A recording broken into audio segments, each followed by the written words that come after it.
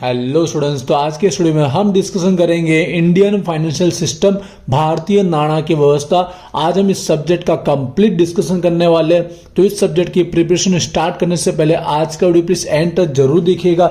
सबसे पहले हम जो पेपर पैटर्न होने वाली 70 मार्क को लेकर उसको लेकर बात करेंगे। उसके बाद इस बार एग्जाम हमें सारे क्वेश्चन अटेम्प्ट करने, तो कौन सी स्ट्रेटेजी के अकॉर्डिंग तैयारी करनी चाहिए जिससे लास्ट डे के अंदर भी हम इजिली तैयारी कर पाएंगे। और लास्ट में इस बार के एग्जाम के लिए हर एक यूनिट में आने वाले जो IMP क्वेश्चन रहेंगे वो भी मैं आपके साथ शेयर करने वाला हूं। तो प्लीज इस वीडियो को एंड तक देखिएगा, कहीं स्किप मत कीजिएगा। तो चलिए भी स्टार्ट करते हैं।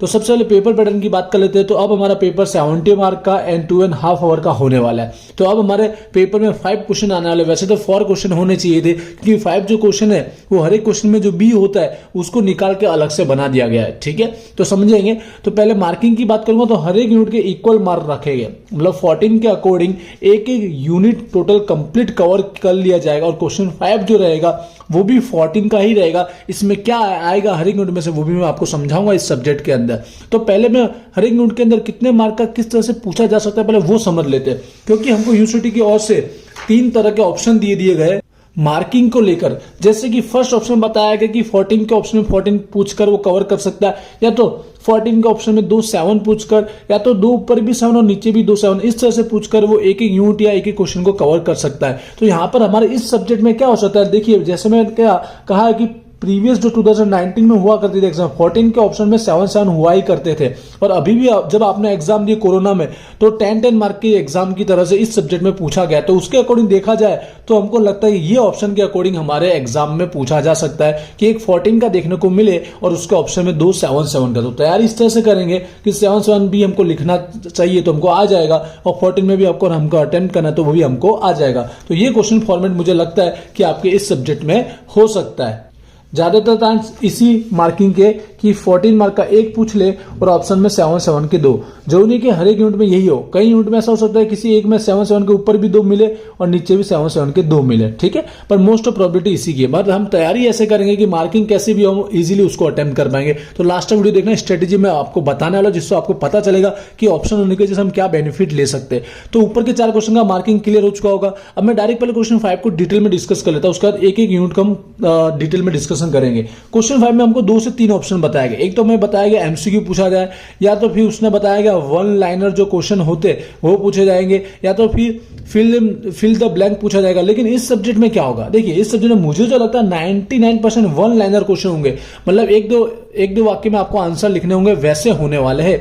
MCQ मुझे नहीं लगता कि होगा, लेकिन 1-2 बार पूछा भी गया तो हम ये जो तैयारी करेंगे वो MCQ में ही कन्वर्ट हो जाएगा। तो आपको तैयारी तो इसी के अकॉर्डिंग करना है, क्योंकि बुक में हमको MCQ वैसे भी दिए गए नहीं है। अभी पूछा कैसे जाएगा समझिएगा। 14 मार्क तो आपको 7 जितने क्वेश्चन अटेम्प्ट करने रहेंगे और एक क्वेश्चन के 2 मार्क रहने वाले, बट आपको दिए गए होंगे 12। तो 12 में से 7 कोई भी अटेम्प्ट कीजिए जो पहले आपको आते हैं वो लिखिएगा, जिससे आपके 14 मार्क कवर हो जाएंगे। पहले इसकी तैयारी कहां से करनी है वो समझ लेते हैं। तो मैं जैसे मैंने कहा 1 लाइनर आपकी बुक में वैसे हर एक यूनिट का दे दिया गया। आप देख रहे होंगे जैसे गुजराती इंग्लिश समझ जाएंगे कि 1 लाइनर के लास्ट में जो क्वेश्चन दिए गए पेज नंबर 16 फर्स्ट यूनिट का मैं समझा देता हूं। इसकी तैयारी करने से फायदा आपको लॉन्ग क्वेश्चन में भी होने वाला है। कैसे होने वाला है तो समझिएगा। जो ये हमको दिया गया ना, इसमें एक तो व्याख्या डेफिनेशन आपको पढ़नी है वो पूछा जाता है। दूसरा कोई पॉइंट पूछे जाता है। पॉइंट मतलब क्या है, किसी का कोई कार्य है तो ये पॉइंट पूछ रहे इसके 2 कार्यों के नाम बताओ, ठीक है, फंक्शन बताओ 2 नाम। तो इस तरह से पूछा जाता है 2 मार्क के अंदर जो हमारा क्वेश्चन 5 में, और यही हमारा लॉन्ग क्वेश्चन में भी पूछा जाता है। वैसे भी आपको पहले तो पॉइंट याद करना है, तो यहाँ पर इसी के अकॉर्डिंग आपको पॉइंट भी याद हो जाएंगे। जब आपने लॉन्ग किया होगा तो ये पॉइंट आपको आ गया होगा, या तो फिर आपने IMP के अकॉर्डिंग ये नहीं किया है पर शॉर्ट क्वेश्चन के अकॉर्डिंग आपकी तैयारी हो जाएगी। मतलब ये वाले क्वेश्चन पढ़ने से आपको बेनिफिट है, हर एक की व्याख्या डेफिनेशन पढ़नी है और कुछ पॉइंट दिए गए वो पढ़ लेना है। इसके थ्रू आपका 100% ये 1 लाइनर वाला क्वेश्चन कंप्लीट हो जाएगा। ये बुक का पहले पढ़ सकते हो, टाइम बचे तो लास्ट के 2 से लेकर 3 जो पेपर हुए हैं यूनिवर्सिटी के वो भी आप कर सकते हो, लेकिन वो आ ही जाएगा अगर आप ये बुक में से कर लेते हो। ठीक है, आई होप क्वेश्चन 5 आपको क्लियर हो चुका होगा। अब डिटेल में हम हर एक यूनिट को देख लेते हैं कि उसमें IMP क्वेश्चन क्या है, स्ट्रेटेजी क्या होगी। प्लीज लास्ट तक देखना, लास्ट में आपको स्ट्रेटेजी अलग से बताना लो, जिससे अगर एक दिन लास्ट आपका एग्जाम का दिन है और आप आज ही देख रहे हो तो आपको समझ में आएगा कि तैयारी कैसे करें एकदम कम टाइम के अंदर। तो पहले IMP क्वेश्चन में बता देता हूं एक यूनिट के अंदर। मैंने गुजरात इंग्लिश दोनों में राइट डाउन किया हुआ है जिससे आप समझ पाओगे। आप देख रहे होंगे पहले बुक के अंदर हमारे पास एक ही यूनिट के अंदर कम से कम देख रहे हो 2 चैप्टर है, कहीं पर 3 चैप्टर है।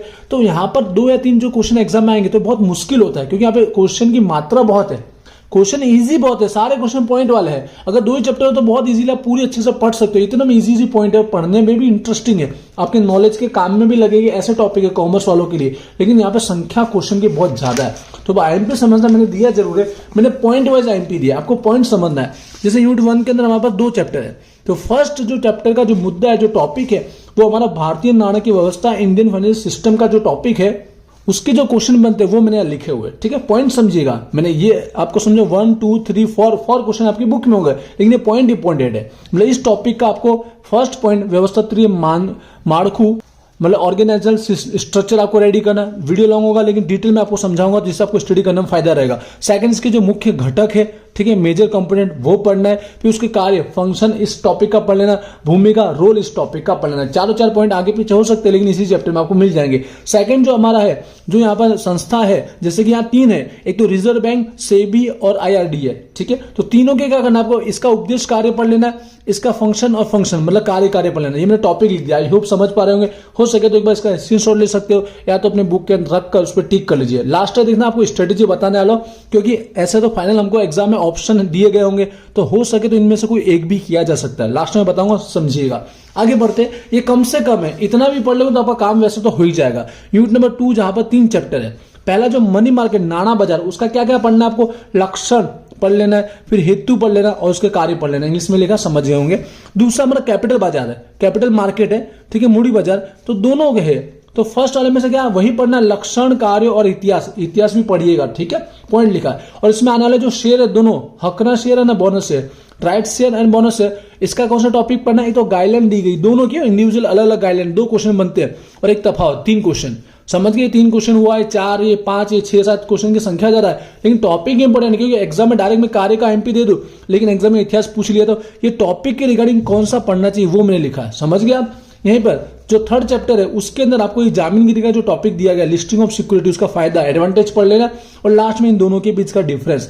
किसी इंग्लिश मीडियम की बुक में शायद डिफरेंस का पॉइंट ना हो तो प्लीज पढ़ लीजिएगा, पर गुजराती में दिया गया, मुड़ी बाजार और नाना बाजार वच्चे तफात, ठीक है, मनी मार्केट और कैपिटल मार्केट के बीच का डिफरेंस, ये सारे पॉइंट है यूनिट नंबर 2 के, टिक कर लीजिएगा, स्क्रीनशॉट ले लीजिएगा। लास्ट वीडियो देखना, स्ट्रेटेजी आपको बताने वाला अच्छे से, ये पॉइंट वाइज मैंने बताया, ठीक है। यूनिट नंबर 3 के अंदर 3 चैप्टर है। फर्स्ट चैप्टर जो कॉमर्शियल बैंकिंग है, वाणिज्य बैंकिंग, उसका आपको फंक्शन, कार्य पढ़ लेना है। फिर दूसरा जो हमारा नेशनलाइजेशन होता है बैंक का, उसका ऑब्जेक्टिव, उसका हेतु पढ़ लेना है। 2 पॉइंट हुए।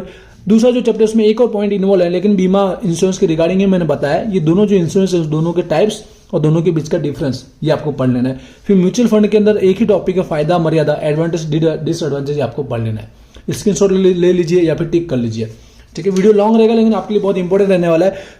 चैप्टर नंबर 4, यूनिट नंबर 4, जहां पर 2 चैप्टर है, यहां पर क्या इंस्ट्रूमेंट, साधन बताया गया कि कैपिटल मार्केट के साधन कौन से और मनी मार्केट के साधन कौन से। इसमें आने वाले 3 से 4 है, equity share, preference share, debenture और भी छोटे मोटे। तो यहाँ 2 टॉपिक को लिखा गया है, प्रेफरेंस और डिबेंचर। एग्जाम में प्रेफरेंस का जो नहीं मैं एमपी प्रकार दे दूं, लेकिन उसका फायदा मर्यादा आ गया, तो ये टॉपिक में ऐसे तो 2 लिखे। अगर इस टॉपिक को अच्छे से पढ़ना, इसके रिगार्डिंग अगर एक टॉपिक और है तो वो भी पढ़ लीजिएगा, ये 2 टॉपिक पढ़ लीजिएगा, ठीक है, मैंने टिक किया हुआ देख रहे होंगे। दूसरा मनी मार्केट, यहां पर 5 टॉपिक दिए, 5 में से 3 पढ़ लेना, 5 में से 3। अब 3 के अंदर जो पूछा गया डिटेल में पढ़ लेना, क्योंकि शॉर्ट नोट की तरह पूछे जा सकता है डिटेल में, ठीक है। आई होप ये आपने चौथा भी टिक किया होगा।